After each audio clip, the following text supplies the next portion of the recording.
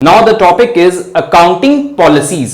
बहुत सारे टर्म्स होते हैं, accounting principles, accounting concepts, accounting policies, accounting postulates. ये सारी चीजें हम एक्सप्लेन कर रहे हैं आपको एक एक करके। तो अब हम टॉपिक आपको समझाएंगे अकाउंटिंग पॉलिसीज क्या है। तो देखिए यहां लिख रखा है मैंने, accounting policies refers to specific accounting principles. ये क्या है? कुछ स्पेसिफिक अकाउंटिंग प्रिंसिपल ही है ये, इनको हम प्रिंसिपल ही कहते हैं। लेकिन प्रिंसिपल क्यों कहा गया है? And the methods of applying those principle, ये मेन लाइन है इसकी। अकाउंटिंग पॉलिसीज क्या है? जो प्रिंसिपल हमने पढ़े हैं उनको अप्लाई कैसे करना है। जैसे आपने प्रिंसिपल पढ़ा कि बिजनेस एंटिटी कॉन्सेप्ट पढ़ा, उसको बिजनेस में कैसे अप्लाई करेंगे, कैपिटल के फॉर्म में, कैपिटल में जो लिखते हैं, अप्लाई करने का जो एक तरीका है, that is your accounting policies. Apply करने के बहुत सारे तरीके हो सकते हैं, तो उसमें से आप कौन सा एक मेथड चूज कर रहे हैं वो आपकी अकाउंटिंग पॉलिसी बन जाएगा आपके एंटरप्राइज के लिए। आई थिंक क्लियर है what is this accounting policies. Accounting policies क्या है? Methods of applying those principles. जो प्रिंसिपल्स बने हैं उसको जब हम अप्लाई करने के लिए जाएंगे, जब कॉन्सेप्ट्स को अप्लाई करेंगे अपने बिजनेस में, अकाउंटिंग में, तो उनको अप्लाई करने का जो मेथड हम चूज करेंगे, दैट इज अकाउंटिंग पॉलिसीज। अभी हम दिखाएंगे कि कौन से मेथड की हम बात कर रहे हैं।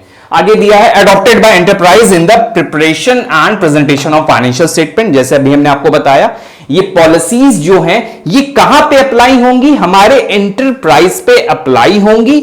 किस समय अप्लाई होंगी? जब हम अपना फाइनेंशियल स्टेटमेंट प्रिपेयर करेंगे और प्रेजेंट करेंगे। So this is your accounting policy. Management of each enterprise has to select appropriate accounting policies. अब पॉलिसीज तो बहुत सारी बनी हुई है, लेकिन ये डिपेंड करेगा एंटरप्राइज पे कि वो कौन सी पॉलिसी को सिलेक्ट कर रहा है। जैसे बहुत सारे मेथड्स होते हैं अकाउंटिंग प्रिंसिपल को अप्लाई करने के लिए, पॉलिसीज होती हैं, तो कौन सा मेथड हम उसको चूज करके अप्लाई कर रहे हैं वो अकाउंटिंग पॉलिसी कहलाएंगी। तो वो डिपेंड करेगा एंटरप्राइज और एंटरप्राइजेस, डिफरेंट एंटरप्राइज पे।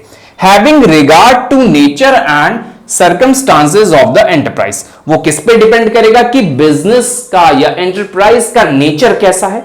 नेचर के अकॉर्डिंग वो अपनी पॉलिसीज बनाएगा और उसके कैसे सर्कमस्टांसेस, किस तरह की सिचुएशन में वो चल रहा है, उस पर वो डिपेंड करेगा कि कौन सी वो अकाउंटिंग पॉलिसीज फ्रेम आउट करता है। अब आते हैं, जैसे मैंने आपको बताया बहुत सारी अकाउंटिंग पॉलिसीज होती हैं, तो कुछ एग्जांपल से आपको समझाएंगे तो और अच्छे से आपको समझ में आएगा। जैसे डेप्रिसिएशन होता है, मशीन की वैल्यू को डिक्रीज करना, decrease in the value of asset due to wear and tier.